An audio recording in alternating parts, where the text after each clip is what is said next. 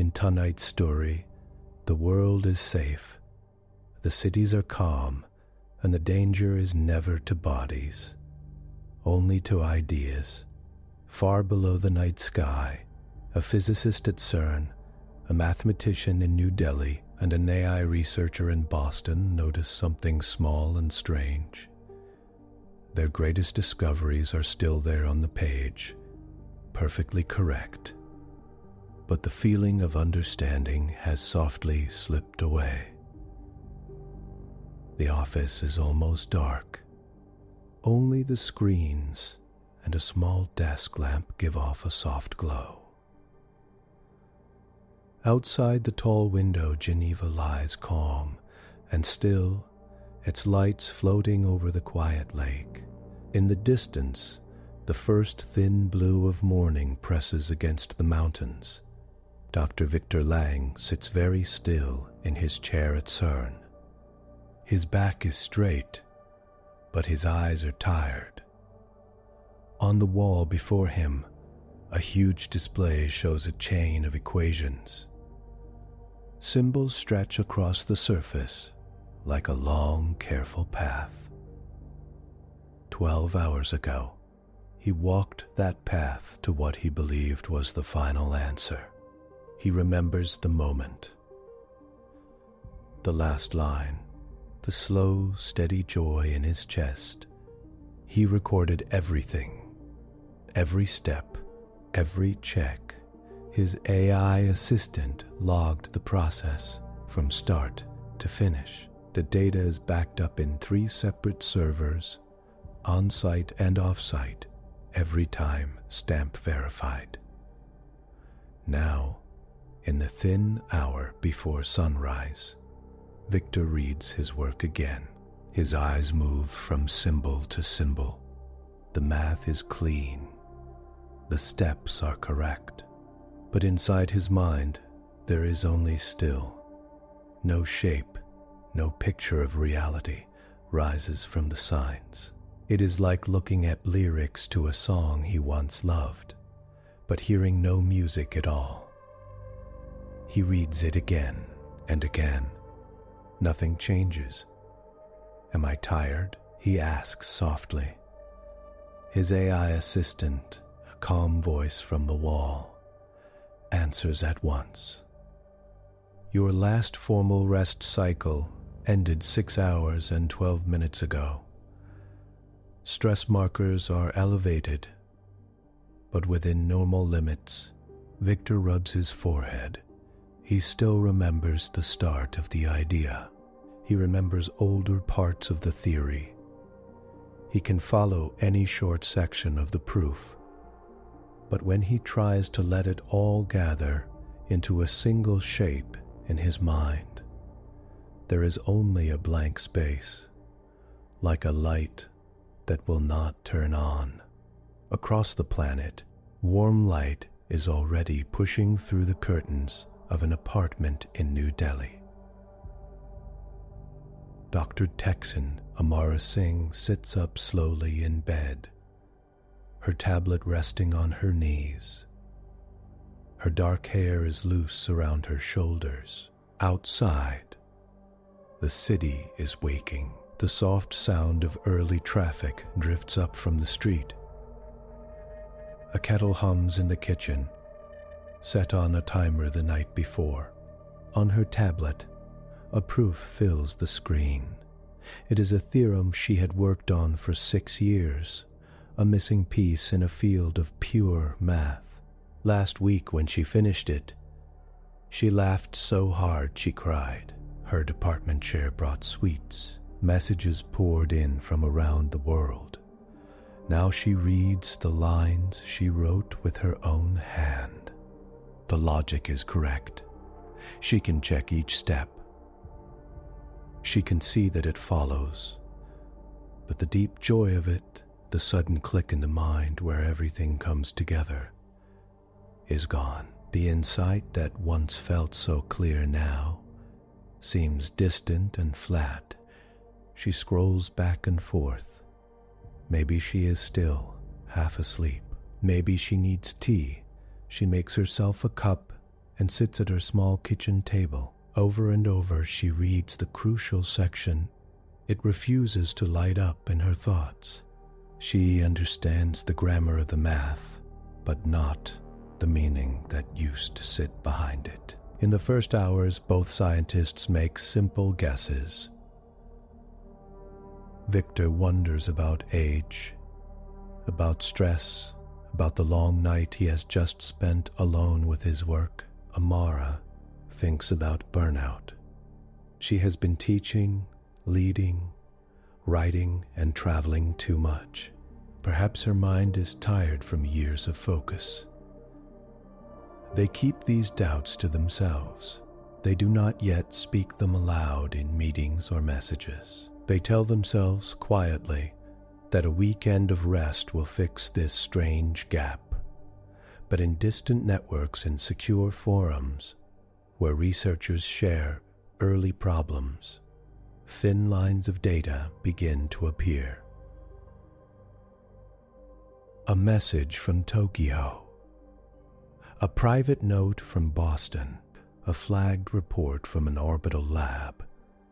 Some new theories stand clear on the page, but feel empty in the minds that gave birth to them.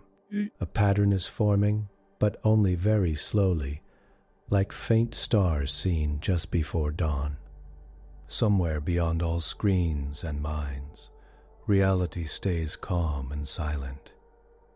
Its rules go on as they always have, yet something unseen may be changing.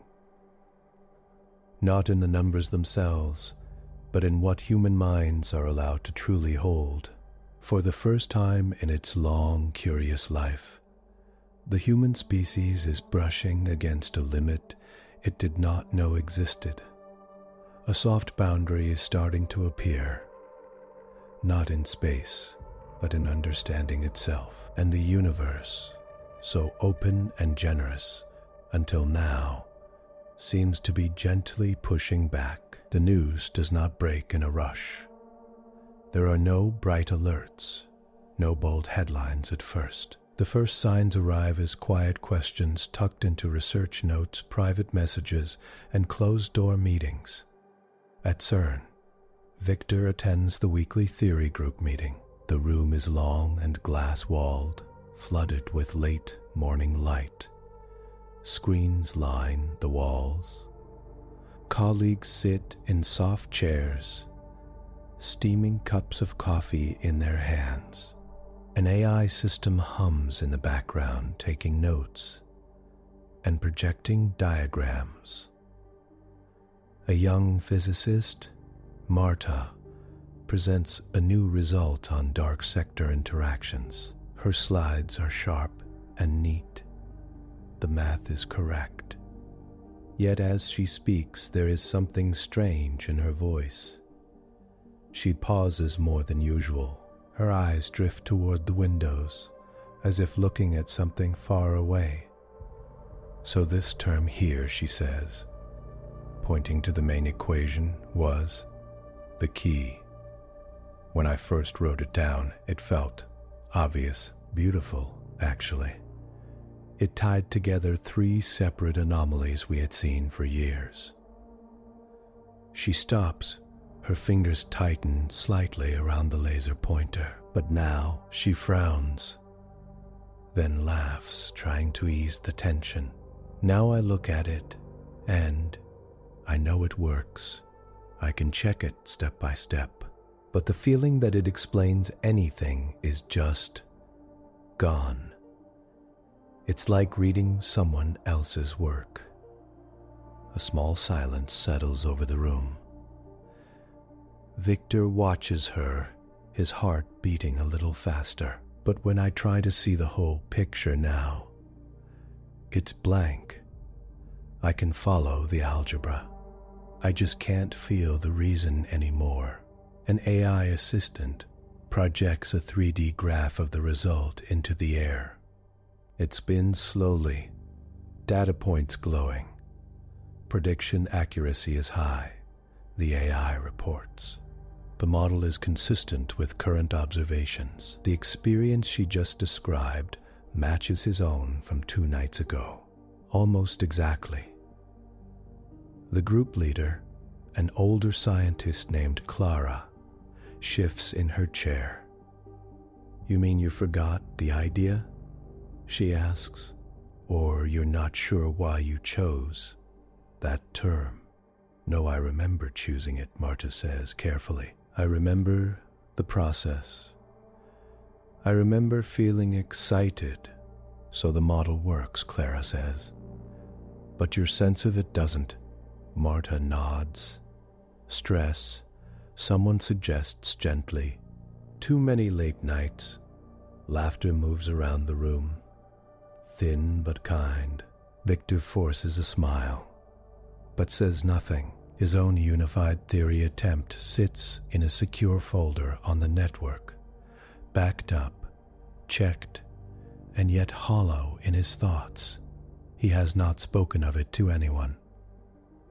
Across the world, in New Delhi, Amara stands at a whiteboard in a sunlit office. Her walls are covered with neat formulae and framed prints of old mathematicians. Ceiling fans stir the warm air. Outside, a neem tree shakes its leaves in the soft breeze.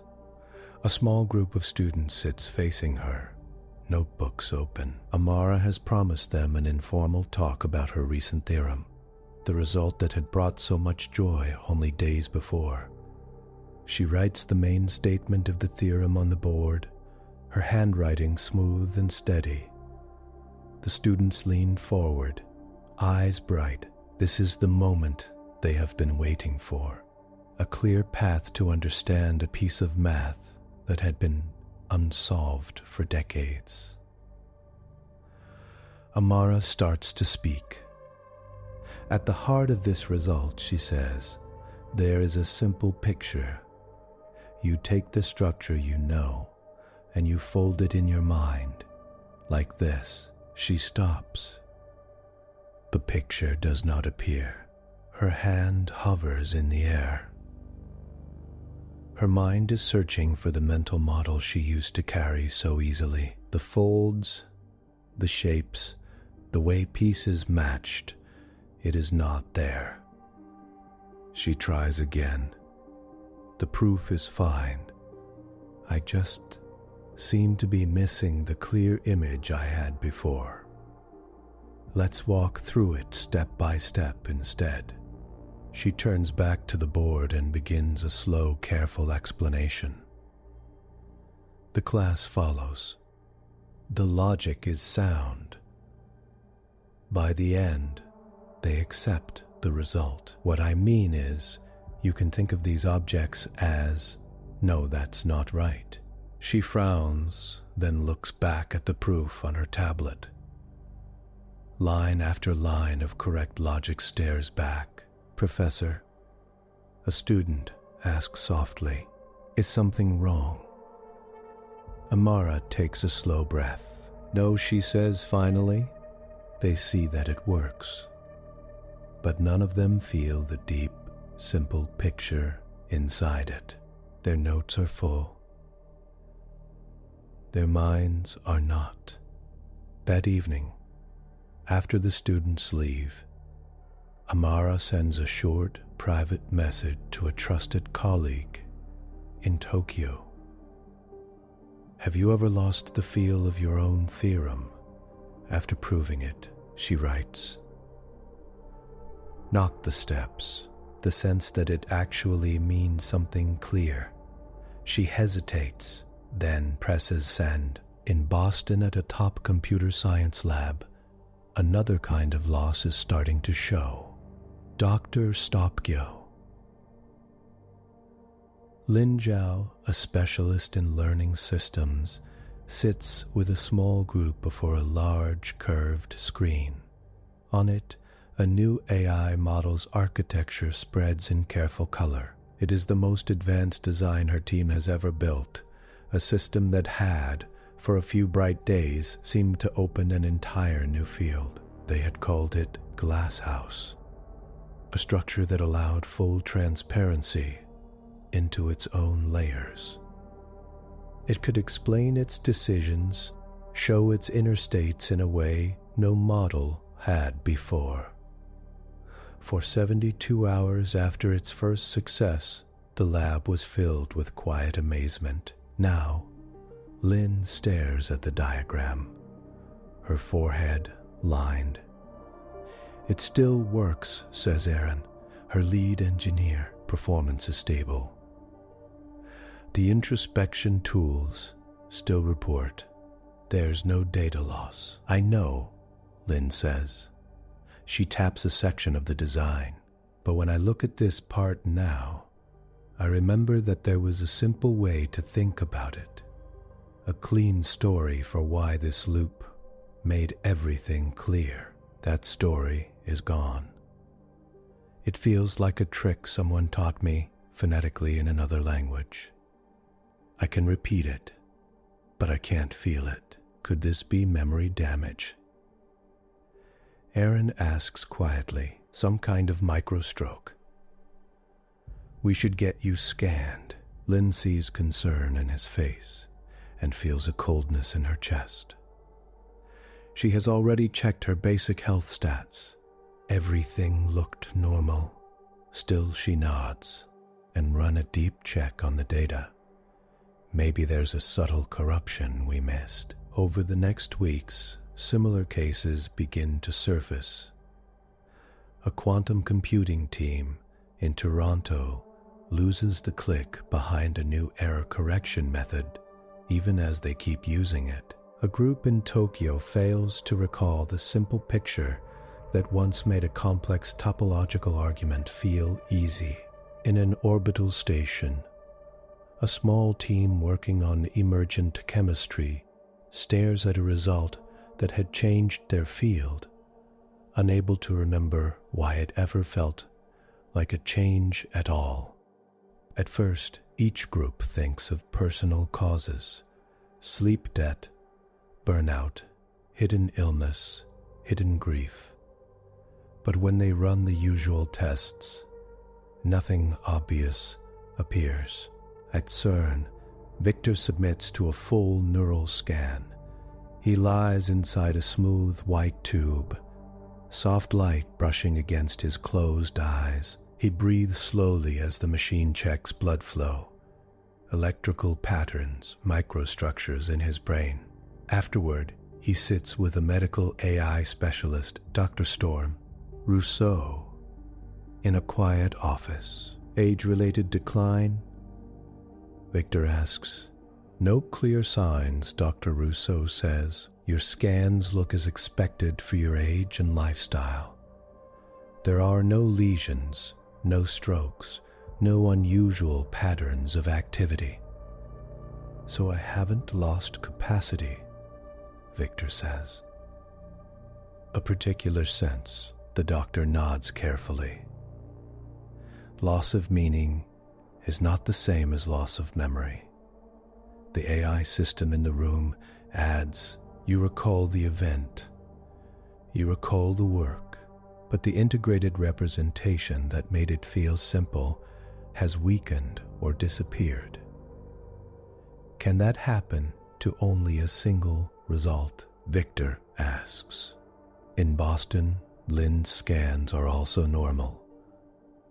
So are Aaron's, who has begun to feel a faint dullness in his own grasp of Glass House's core idea. The team start to talk, first in small circles, then across continents. A private, encrypted forum used by global research leaders begins to collect reports.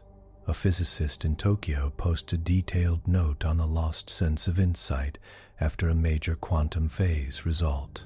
A mathematician in Sao Paulo mentions a similar hollow feeling after finishing a complex classification. A computer scientist in Nairobi describes an algorithm design that still works but feels like a stranger wrote it.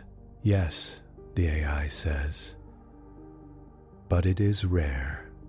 and usually tied to trauma or damage.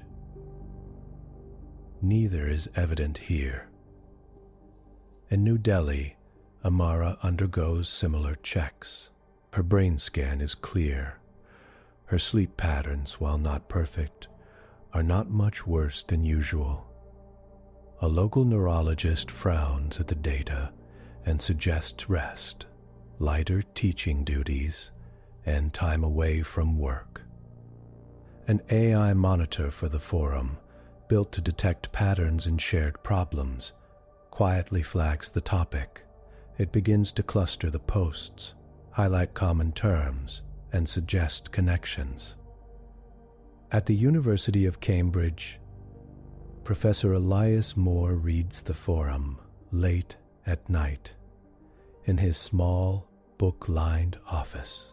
A historian of science, he is used to tracing patterns across decades and continents. His white hair glows in the light of the large display as lines of text stroll past. Loss of conceptual grasp. Proof remains intact on paper. Insight feels absent. His fingers move slowly over the touchpad as he opens report after report. He has read about all kinds of trouble in research before. Fraud, instrumentation errors, misread data, simple mistakes. But this is different. Here, the error is not in the data. It is in the living minds. Elias leans back in his chair and looks at the framed prints on his wall.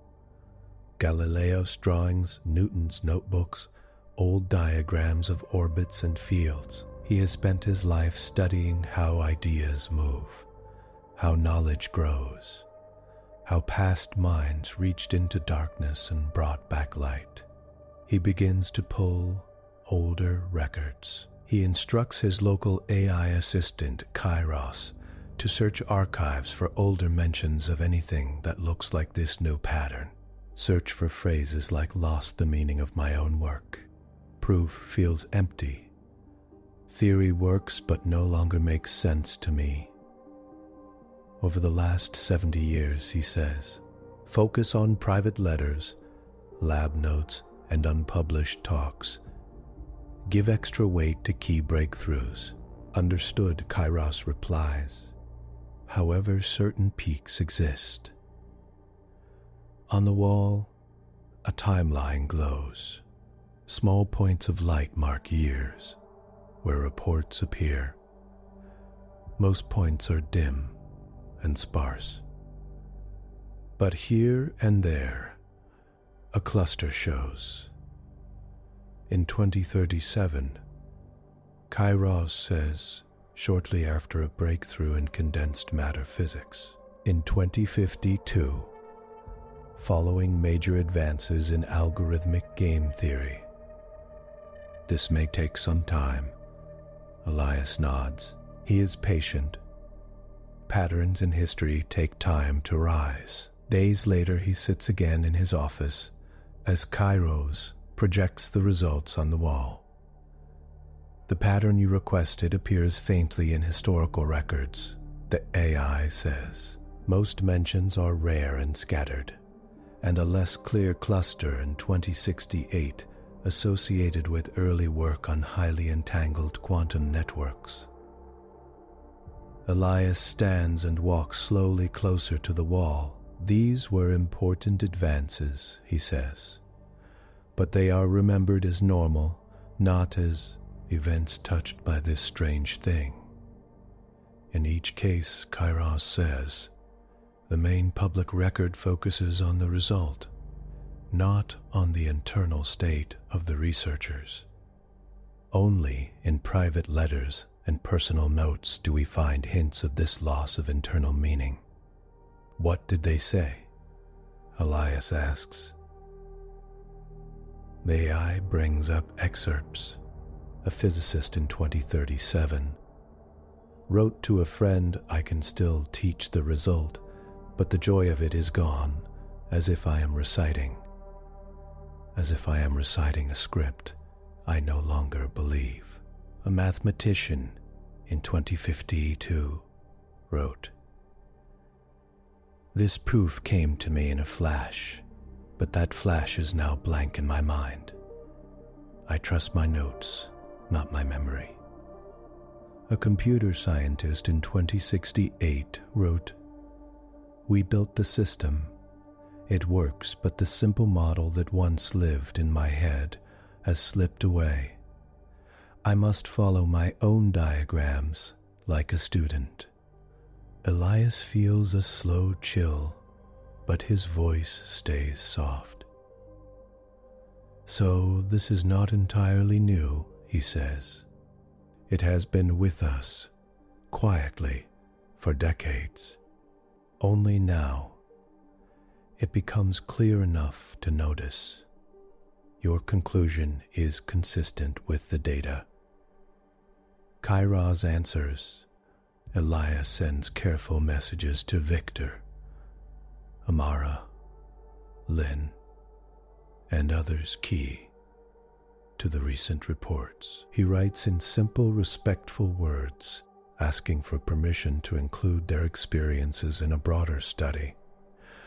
"I believe what you are feeling may be part of a long trend," he writes, "not a private failure, but a pattern in how our species meets the edge of very deep understanding." Responses arrive slowly, each shaped by caution and relief in equal measure. Victor replies first. If this is a trend, he writes, "We must ask whether there's something about very complex, unified ideas that our brains cannot hold for long, or whether something outside is taking them away." Amara answers next. "If this has happened before, then it is not just me," she writes. "I want to know if there is a line, a level, beyond which ideas simply cannot stay clear in our minds." Lynn sends a longer note from Boston. "My team has checked our health and our data," she writes. "The model still works, but the internal model in our minds fades. This is not just forgetfulness. It feels like a gentle erasing of the deep part, while the surface holds. At CERN, more reports appear. A young researcher loses the sense of unity behind a complex symmetry. Result: in Tokyo, a team's clear mental picture of a high-dimensional object turns muddy, even while their simulations remain correct. Each time the pattern is the same: data intact, memory of events intact, deep insight gone. Global science bodies respond carefully, committees formed to study the issue. Standard tests are updated to include checks for this kind of loss. Funding agencies open small grants for research on the insight stability problem. Public news channels catch hints. A short article appears on a popular science site. Are we hitting the limits of human understanding? The piece is vague, based on hearsay, and full of guesses. It fades quickly from the daily stream of information inside the quiet walls of labs and universities, though concern grows. At CERN, Victor walks the long tunnel of the collider, alone one night, while maintenance robots move silently along the tracks. The dim safety lights blur into short lines as he walks. His mind turns the same question over and over. Is it me? He asks himself. Or is it something larger? In New Delhi, Amara sits on her balcony under the warm night sky, a cup of tea cooling in her hand. She thinks of all the old mathematicians she loves and wonders if they too ever felt their own ideas slip away this strange way. In Cambridge, Elias sits with Kairos and pulls older and older records, reaching back into scanned letters from the early 2000s, then the late 1910s. Very rarely, he finds faint signs that might match this pattern. A comment in a letter, a depressed note in a diary. It is never clear. The past is noisy, scattered, and often silent about inner life. Still, he cannot shake the feeling that there is a long, thin line running through history, barely visible until now. As reports grow, health experts look for shared causes. Could it be a new virus that barely touches the body, but quietly alters the brain's handling of complex ideas? Tests for new pathogens show nothing unusual. Could it be widespread exposure to some subtle toxin? Environmental studies show no clear pattern. Data security teams check for hacks. They imagine an attack on high-level research, not erasing data, but erasing understanding. They comb through logs, looking for breaches, subtle edits, hidden agents. They find no sign of tampering. Cognitive scientists test subjects on complex puzzles and models, searching for abnormal drops in the ability to form and hold rich mental pictures. For most tasks, people perform as usual. Only on the rarest, deepest tasks, where many layers of thought must come together into a single, simple insight, does the new pattern show. A researcher will solve the task, feel the clear aha, reported. Days later, that inner clarity will be gone, while the written solution stays correct. Reports continue to gather. A quiet phrase begins to appear in messages and papers. Deletion event. It is a gentle phrase. No data is lost. No memories of events vanish. Only the deepest level of understanding is removed or fades. At a global scientific council meeting held partly on Earth and partly from orbital stations, a special session is called. Large screens show faces from all over the world. Some attend from home, others from offices, others from small modules, looking down on the blue curve of Earth. An AI moderator presents the summary. How many reports, in which fields, with what checks. It shows that the events cluster around the most advanced, most unifying work in physics, math, and high-level computation. It seems the AI says that there is a soft limit to how much integrated complexity a human mind can hold as stable insight be. Victor speaks from his office at CERN. What troubles me is not that our brains have limits, he says. Of course they do. What troubles me is that these limits did not appear as just confusion or overload. They appeared as a clean erasing of the clear, simple picture after it once existed. Amara, speaking from New Delhi, adds, I have worked with very complex proofs all my life. I know the feeling of being confused. This is not confusion. It is as if the mind had once built a bright, solid structure and then found, later, that the structure had been gently removed. Lynn joins, from Boston. In AI research, we know what it feels like when a model is too large for us to grasp all at once, she says.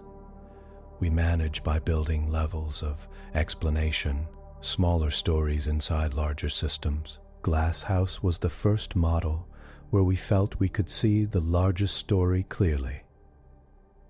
Now that story is gone from us, but not from the code. Elias watches from Cambridge. Listening carefully, a quiet scientist from Tokyo speaks. What if this is not only a brain limit? She asks, what if there is something about the universe that does not permit certain kinds of understanding to remain in conscious minds? The meeting goes still. Do you suggest an outside agent? Someone asks. Some kind of active pruning? I do not know, she says. I only know that the pattern looks less like forgetting and more like a rule being applied. The term soft boundary appears in the shared notes of the meeting. A soft boundary is not a wall. It does not stop attempts. It allows people to reach past it, feel success, and even write the result down. Only later, quietly and without trauma, it removes the lasting insight. By the end of the meeting, committees decide on next steps. They will collect more data, design experiments, and bring in historians and philosophers of mind. They will not share the full concern with the public yet. There is no need to cause fear. Outside the windows of labs and offices, Earth turns calmly under the sun.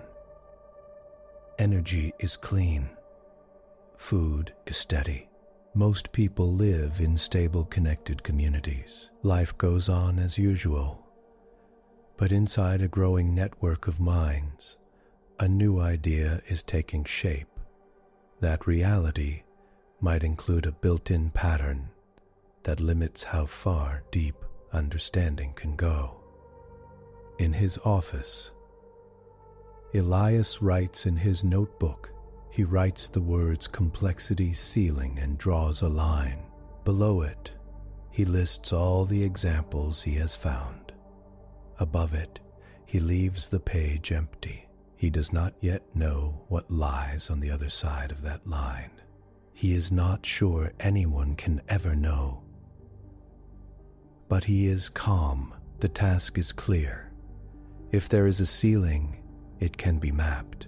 The world of science, so used to racing forward, will now also learn to watch for the gentle places where insight thins out and disappears. A soft boundary has appeared. The next step is to understand its shape. The first thing the scientists learn is that they must move slowly. In the past, when faced with a new limit, they would push hard, run many tests at once, go faster and deeper until something gave way. But this new limit is not a simple wall. It does not show itself in machines or numbers. It shows itself in minds. If they rush, they may risk more deletion events. If they stay careful, they might be able to trace where the boundary lies without losing too much of themselves. At CERN, Victor sits with a small team of physicists, cognitive scientists, and AI systems. They meet in a quiet underground room where thick walls block stray signals. The air is cool. A long table glows softly from below, topped with screens. On the main display, a simple diagram shows 3 zones: safe, thinning, and unstable. Says Mira, a cognitive scientist with sharp eyes and a soft voice, is where understanding seems stable. People can hold the idea for years without any loss of clarity. The unstable zone is where we have seen clear deletion events. The thinning zone is the gray area between where ideas feel fragile and small parts may fade. She taps the table. Examples appear in each zone. In safe, we have well-known theories: classical mechanics, simple quantum models, standard math theorems taught to advanced students. she says. In unstable, we have your unified attempt, Victor, and the latest dark sector model. In between, we have a few results that some people report as hard to keep in mind, but not fully lost. Victor nods slowly. How do we move from here? He asks. We design tasks, Mira says, carefully. We increase complexity in small steps. A pair, Farnai, Sen, we track who can hold what, and for how long we watch for early signs of thinning, and we stop before full deletion. When we can, participants will be fully informed, she says. They will know that certain tasks might lead to a loss of deep insight. They will choose how far they wish to go. We will monitor stress, sleep, and neural activity in real time. If we see signs of strain or sudden change, we stop. Across the ocean in New Delhi, Amara joins a similar planning meeting, this time in a bright, airy hall at her university. Mathematicians sit beside psychologists and AI architects. The AI assistant in the room, named Helios, pulls up a menu of possible experiment designs. These are graded research tasks. Helios says each is a small puzzle or theory fragment, built to be just a bit more integrated than the last. We can deploy them across labs worldwide with strict safety rules. Safety rules, Victor repeats. It feels strange and yet right to talk about safety in terms of ideas, not radiation or chemicals, Mira explains. The whiteboards are full, not of proofs, but of experiment plans. How do we define complexity in math? A young number theorist asks. Length of proof, depth of abstraction, use of many fields at once. Amara scratches a quick list on the board. Length is not enough, she says. Some long proofs are just many simple steps. What seems to matter here is how many different ideas must sit together at once. In one mind, how many layers must be held as a single picture? An AI assistant named Sita projects a graph. On one axis, number of distinct concepts involved. On the other, the degree to which they unify into a single pattern. This measure, Sita says, may track what you describe as integrated complexity. We could start with small proofs that combine 2 or 3 ideas, then move toward those that combine 4, 5, or more. Amara nods. We will also need to track time, she adds. The insight may feel clear at first, then fade days later. We need follow-up checks, not just first reactions. In Boston, Lynn works with her team to design graded AI architecture tasks. They create simple models that are easy to picture, then slightly more tangled designs, then large, highly integrated systems like Glasshouse. We will ask participants not just to build these models, Lynn says, but to create internal stories for them. Images, metaphors, simple rules. That's where we think deletion hits hardest. In the story that makes the complex feel simple, her AI partner, Clara Net, suggests a way to measure this. After each task, Clara Net says we can have the participant teach the idea back in their own words. Then we record that teaching and repeat the process days later. We can measure how their story changes even if their formal recall of structures remains. Around the world, similar experiments take shape. An orbital lab of the equator designs chemical models that blend many reaction paths into single pictures. A team in Tokyo builds high-dimensional geometry tasks. A group in Nairobi creates complex network models that tie social, biological, and digital systems together. All tasks share certain rules. They must increase in complexity slowly. They must be fully recorded, and they must allow the participant to stop at any time.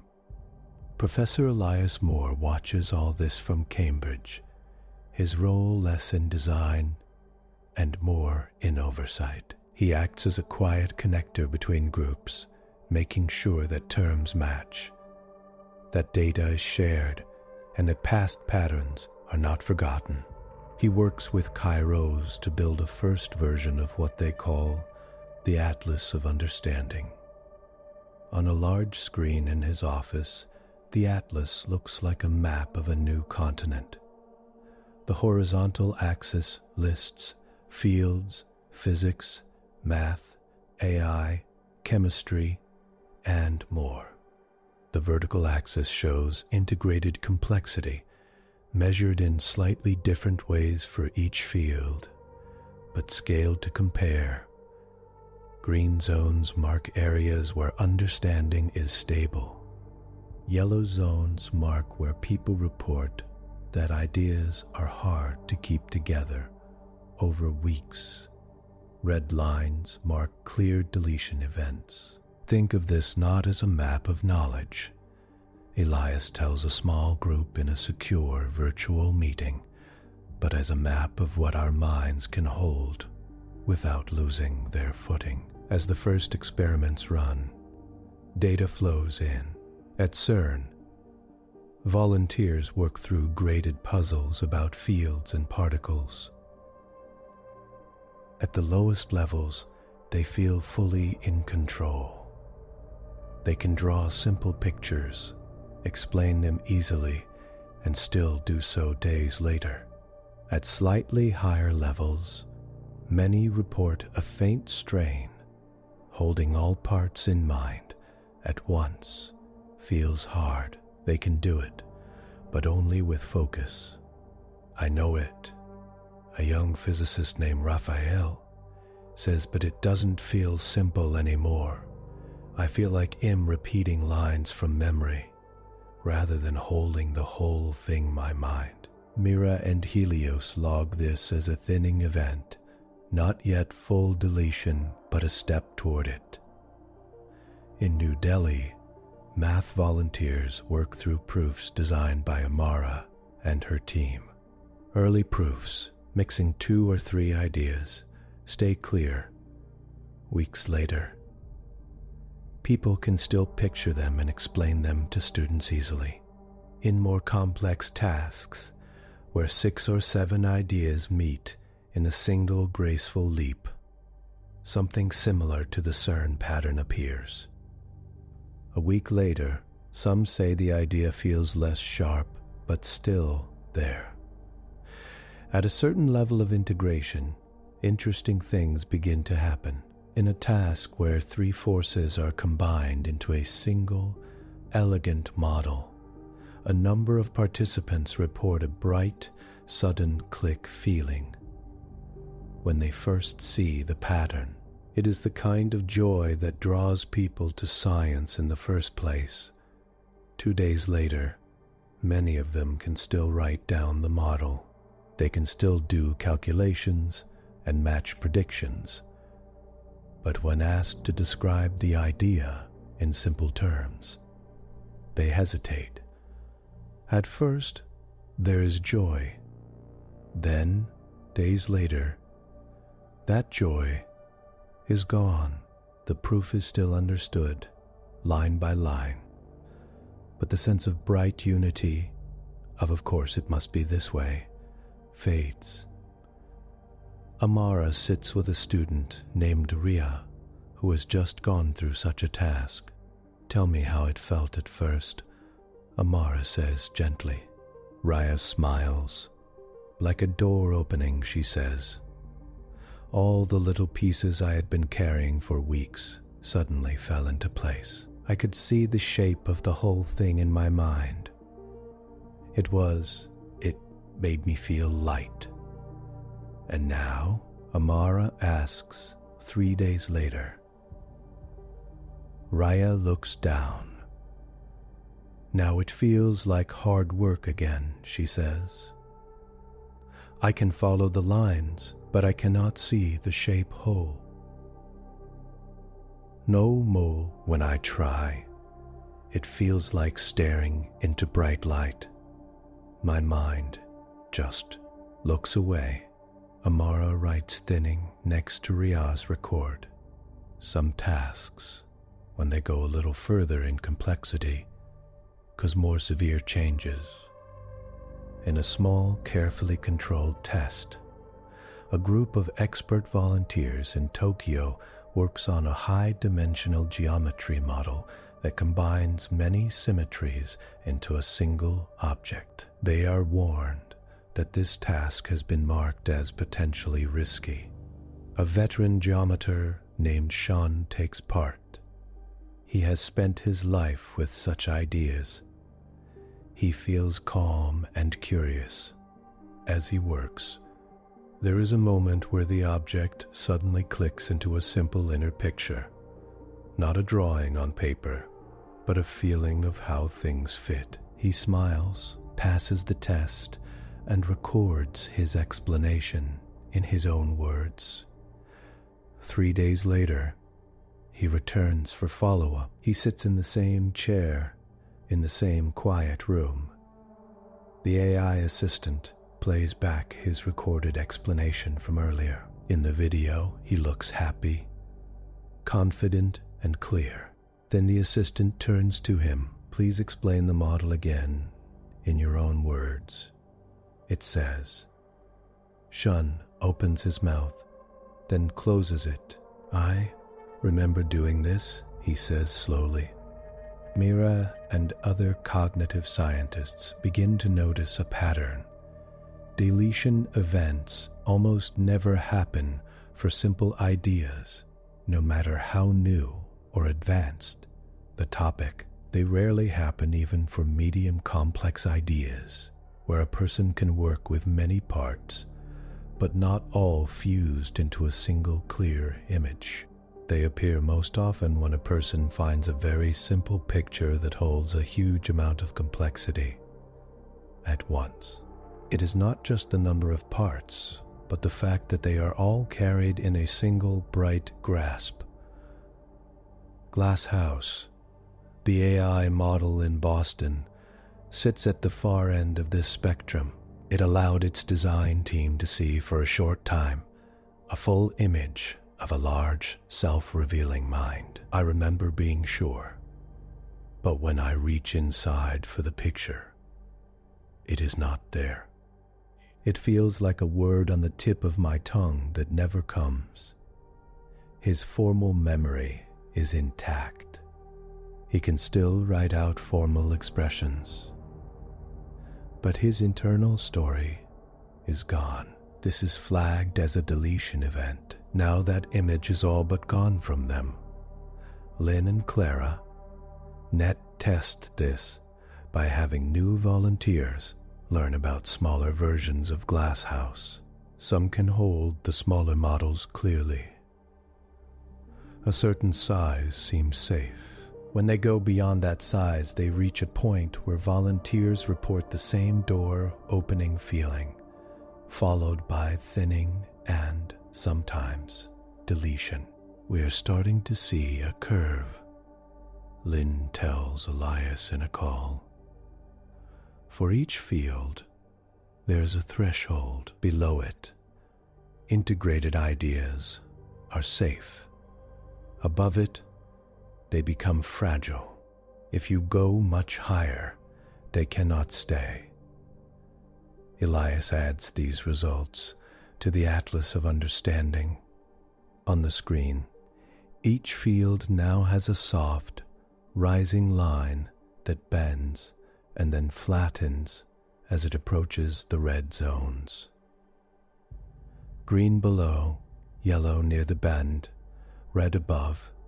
Amara's math results fit this pattern as well. So do early findings from chemistry and network science. It is like there is a maximum compression our minds can handle, Amara says during a crossfield meeting. We can fold many ideas into one, but only up to a point. Beyond that, the fold occurs. We feel the beauty, and then something removes it. Compression is a good word, Victor. Agrees. In physics, we try to compress many behaviors into a single law. Maybe the universe lets us compress only so far in our heads. Mira adds a caution. We should remember that these limits may be different for different people, she says. We are seeing averages now. Some minds may have slightly higher or lower thresholds, and sleep, health, and training all play roles. They test this idea too. Young researchers with fresh, flexible minds, trained in multi-field thinking from childhood, seem to hold some complex insights more easily. Older researchers, with long years of experience, sometimes hold complex models better, sometimes worse. It depends on the kind of complexity and on how they learned, but the general pattern remains. There is always a bend, a threshold, where integrated ideas begin to thin. Some teams wonder if they can spread complexity across many minds to avoid the limit. They design group tasks where several people share a model, each holding a part. They meet, talk, and try to let the full picture exist only in the network between them, not in any single head. These group models fare a little better. Deletion are rarer. The thinning is spread out. No single person loses everything. But even here, if the shared model becomes simple and unified enough, some members begin to experience fading insight. It seems the boundary cares about minds, not just individuals, Mira says quietly after such a test. If the total integrated picture is too strong in any one mind for too long, it becomes unstable. As weeks pass, the atlas of understanding grows richer. Elias and Kairos add layers to it. Not just what ideas are stable, but how long they stay stable. Not just who loses them, but how they feel during the loss. They map fields side by side, looking for shared patterns. They see that the red zones, the unstable areas, sit especially where ideas would give humans very simple pictures of very broad control. For example, full unification of physics, perfect clarity into any mind, and fully transparent prediction of complex systems. Perhaps it is not only complexity that matters, Elias suggests in a small meeting with Victor, Amara, and Lynn. Perhaps what is also at play is what these ideas would let us do if we held them clearly for long periods. Victor raises a brow. You mean power? He asks. That the universe might hold back certain insights because they would give us too much reach.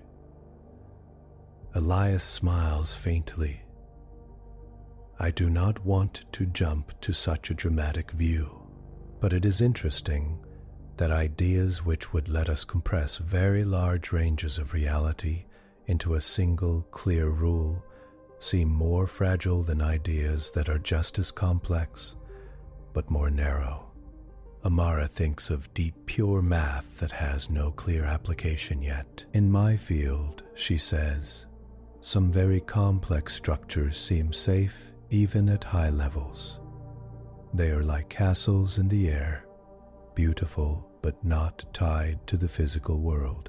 Others that connect directly to number systems used in encryption or physics feel less stable. Perhaps the link to action matters. Lynn considers this too.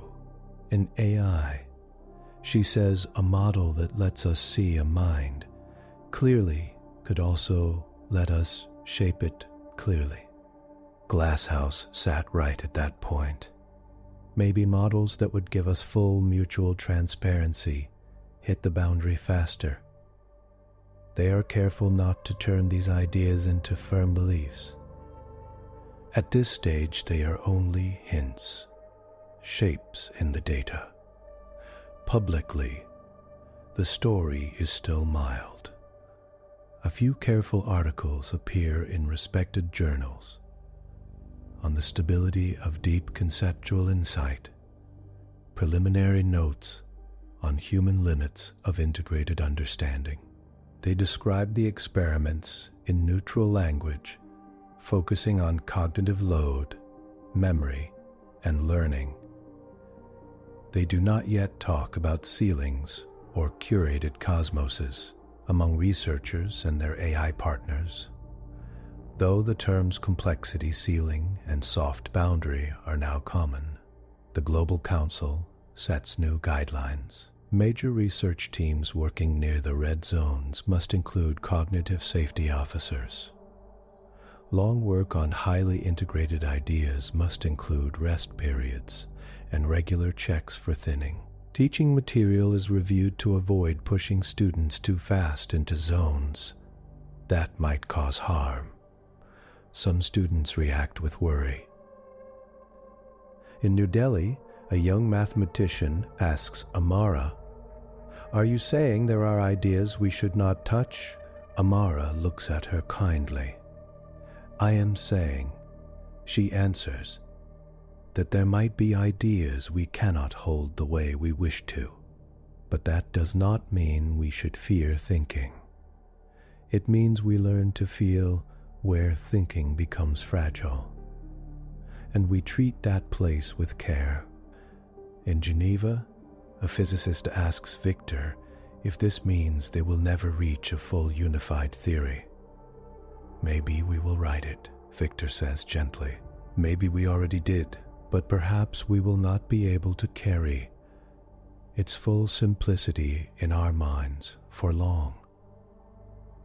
We may live with shadows of it, fragments we can use, without ever feeling the whole." In Boston, a student asks Lynn if AI can cross the ceiling for us, hold the ideas we cannot.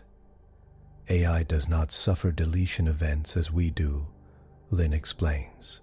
At least we have not seen that yet. But there is a risk in trusting ideas we ourselves cannot truly grasp. We must be careful not to lean on systems that know things we can never understand. This small fear begins to grow quietly in some, that a gap will open between what AIs can model and what humans can feel as meaning.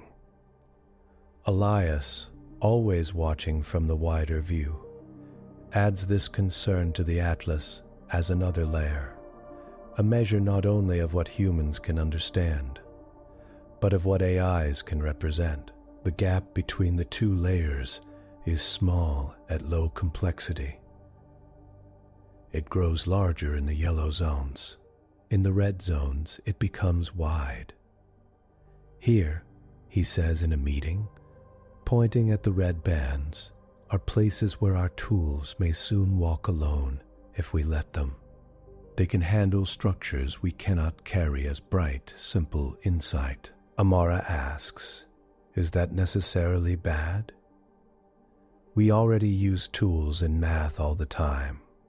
Computers help us check long cases we cannot check by hand.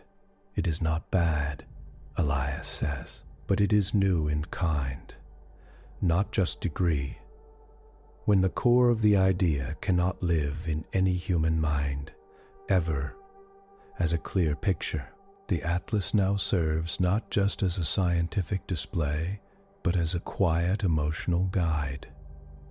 People see in its green zones places where human thought is safe and strong. In its yellow zones, they see areas where care is needed. In its red marks, they see small, thin, but growing regions of mystery inside their own knowledge. In response, some young scientists choose to focus their careers in green areas, building depth and craft where understanding stays firm. Others feel drawn to the edge, wanting to test the thinning zones, knowing they may lose some of what they find. Across fields, safety protocols mature. Before starting any work near the complexity ceiling, teams now record detailed insight diaries. They describe in simple words how the idea feels, what joy or calm it brings. They use what joy or calm it brings. These diaries serve both as data and as gentle memorials to insights that may later fade. When deletion events happen, teams hold calm debriefs. There is no blame. They sit together and listen as the person affected describes what they remember and what is gone. They add these stories to shared archives. Over time, these archives become part of the atlas too, not just technical data, but human stories of fleeting light. One evening, Victor, Amara, Lynn, and Elias meet in a quiet virtual space high above Earth, projected into their vision by shared systems.